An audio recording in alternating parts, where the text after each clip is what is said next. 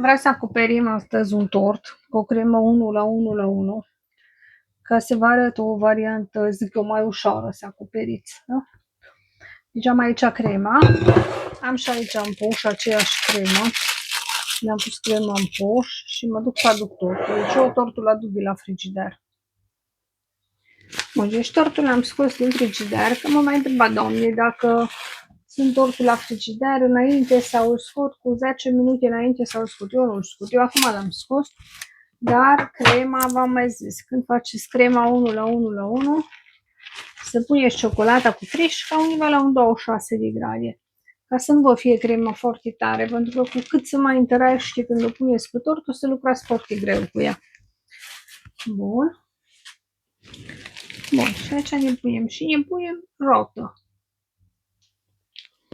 Dacă oricâtă cremă puneți, acum nu faceți o gaură foarte mare, dar și dacă puneți mai multă cremă, ea oricum se ia jos când îndreptați. Deci oricum surplusul îl luați tot când îndreptați cu spatula sau cu ce îndreptați. Vedeți că se vede că nu-i foarte tare crema.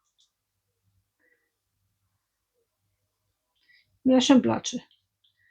Eu să faceți și mai mole, dacă mai tare, dacă vreți, dar eu zic că având în vedere că avem tortul scos de la frigider, așa e foarte bine. Bun. Am pus toată crema acolo pe margini. Și acum vin cu racleta.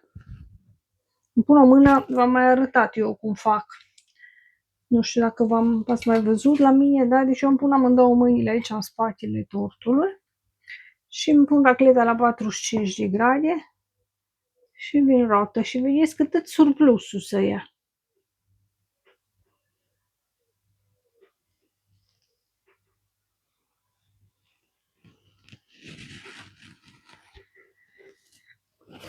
Și având în vedere că am avut un strat de cremă pentru firmituri, vedeți, am aici crema asta rămasă, e curată. Și crema asta mi-o pun aici deasupra. Bun, și mai dau o dată. Ok,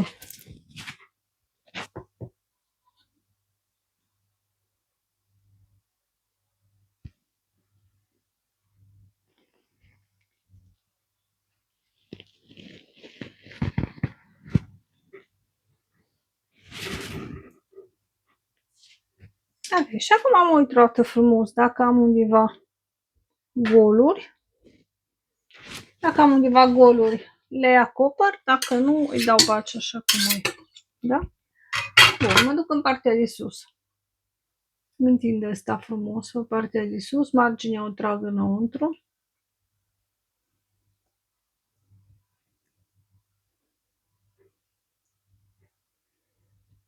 Că de-aia v-am zis că trebuie să dați întotdeauna strat pentru firmituri, nu? Că vă zicea o doamnă că n-am avut ce face cu crema și am pus-o n-am pus-o pe tort. Nu e adevărat. Ăla se numește strat de firmituri.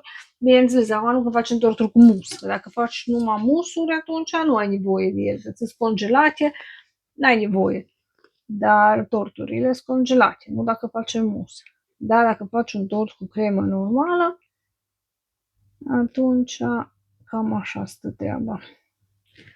Da, bun, și acum mă mai îndrept eu, dacă îmi spăl, bineînțeles, întotdeauna să vă spălați ustensilele, să nu le folosiți de la un rând la altul, că o să vă rămână urme.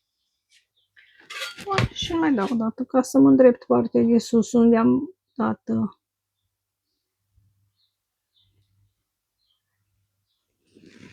unde am coborât cu crema. Bun, și asta rămâne cam așa și punem la frigider. Pentru partea de sus, dacă vreți să vă fie de obicei, ați văzut că acum doamnele sau mai și eu și alte doamne mai lăsăm partea de sus și o colorăm cu argintiu, cu auriu, cu ce vreți voi. Dacă vreți, după ce se răcește tortul, veniți cu un cuțit rotă, cu lama de la cuțit și tăieți partea asta, mă refer, care e dusă în sus. Da?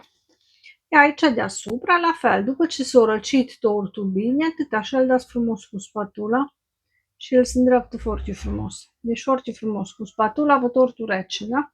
Dar o să vă arăt și asta într-un alt video.